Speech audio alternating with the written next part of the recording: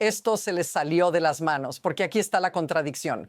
Intentaron cerrar la historia rápido, pero su propio bando, según este contenido, empezó a abrirla. Y cuando eso pasa, no es un escándalo más, es una fractura.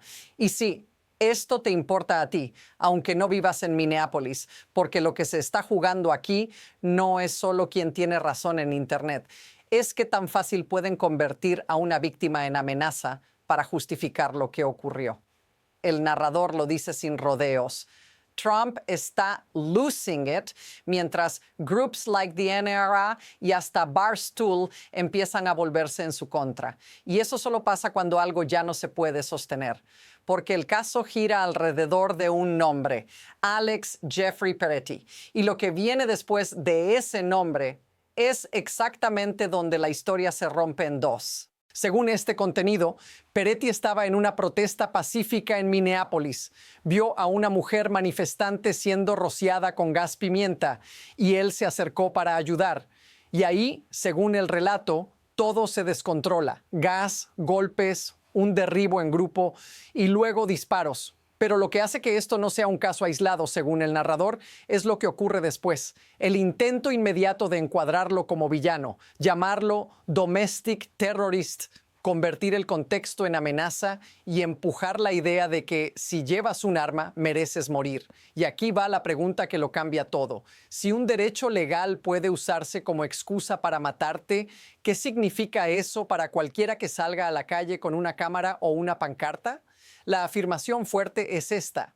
Según este contenido, el relato oficial se sostiene solo si logran ensuciar a la víctima.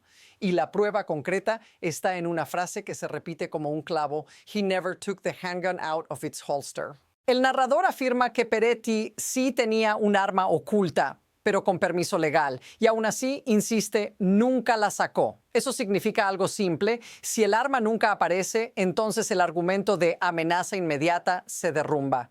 Y ahora nota lo que falta. No hay un momento descrito donde él apunte, dispare o amenace. Lo que hay es gas pimienta, golpes, un derribo y at least 11 times disparos.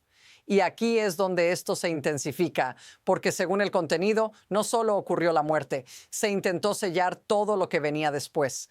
El narrador afirma que Border Patrol, ICE y DHS bloquearon el acceso a la investigación, incluso refusing to even let the FBI do the investigation y dejando fuera a autoridades locales. Eso no es normal. Y sin sonar académico, es el tipo de dinámica que se ve cuando una institución se protege a sí misma primero y la verdad queda en segundo plano. El narrador incluso lo enmarca como patrón. The same thing they did to Renee Nicole Good, they're doing now. Y cuando lo anormal se vuelve procedimiento, lo que cambia no es solo este caso, es lo que el país empieza a aceptar como rutina. Aquí viene la evidencia más dura, porque no es solo el disparo, es el mensaje. Según el narrador, figuras del gobierno salieron a decir, en esencia, ¿por qué llevarías concealed carry a una protesta? Vas a morir. Y esa línea cambia todo, porque la contradicción se vuelve imposible de ignorar. Primera enmienda para protestar, segunda enmienda para portar legalmente. Y aún así te presentan la muerte como consecuencia merecida. Y aquí aparece el golpe que no esperaban. Barstool publica que el 37-year-old ICU nurse Alex Peretti fue murdered by ICE in broad daylight with zero justification for deadly force. I mean, zero. Esa frase te obliga a ver esto de otra manera. Si pueden matar a alguien y luego venderlo como terrorista en cuestión de minutos, entonces el peligro no es el incidente, es el sistema que lo convierte en norma. Ahora todo se apila rápido porque según este contenido el control se está perdiendo por varios frentes a la vez. Uno, un republicano clave, el presidente del Comité de Seguridad Nacional, Gab Virino, exige testimonios de ICE, CBP y USAID. Eso es presión directa. Dos, el Senado entra en modo bloqueo. Schumer lo llama appalling and unacceptable y remata, I will vote no. 3. El reloj del cierre del gobierno aparece en pantalla. Según Jake Sherman, the government shuts down Friday. Todo se comprime, todo se acelera. Y cuando el tiempo se acaba, los errores se multiplican. What happens if this continues? Ahora míralo desde tu vida, no desde Washington. Porque según este contenido, esto ocurrió en plena calle, en una protesta pacífica, y terminó con at least Alvin Times disparos. Eso cambia cómo la gente se mueve, cómo habla, cómo graba, cómo confía. El narrador dice que ya hay personas en otros países preguntándose por qué irían a Estados Unidos si You Can Die por aparecer en el lugar equivocado, y menciona un Boycott USA, Boycott World Cup creciendo. Eso no es política, es percepción de seguridad, es turismo que cae, es miedo que se instala.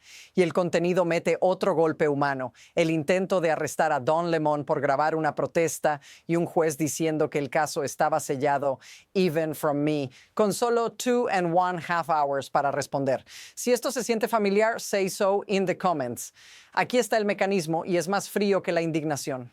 Según este contenido, el patrón es evento violento, etiqueta inmediata, bloqueo de evidencia, y esa combinación crea una ventaja brutal para quien controla el aparato. La etiqueta terrorist, would-be assassin, gunman no es solo insulto, es un permiso social.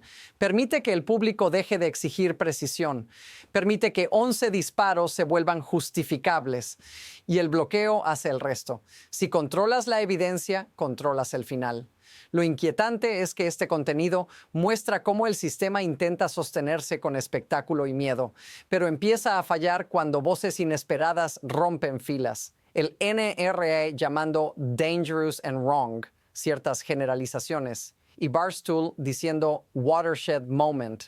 Cuando el sistema pierde el monopolio del relato, ya no se defiende con hechos, se defiende con presión. A partir de aquí, según este contenido, hay dos rutas posibles.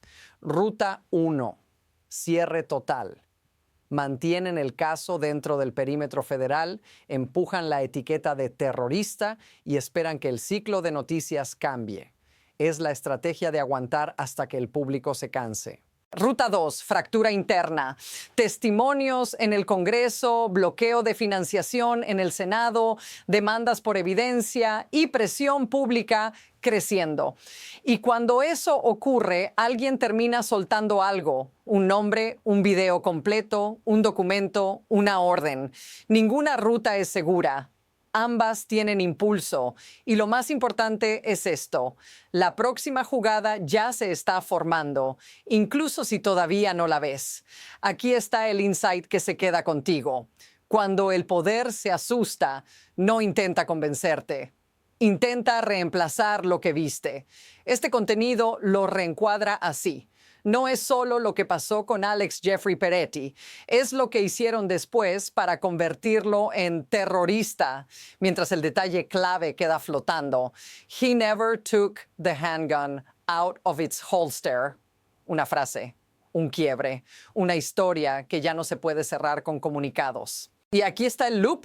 Si esto es un watershed moment, como dice el contenido, entonces la siguiente historia no va a empezar con un anuncio oficial. Va a empezar con otro video y otra etiqueta intentando borrar lo obvio. Si quieres seguir este tipo de análisis en tiempo real, sígueme y suscríbete, porque lo que venga después no va a ser lento, va a ser inmediato.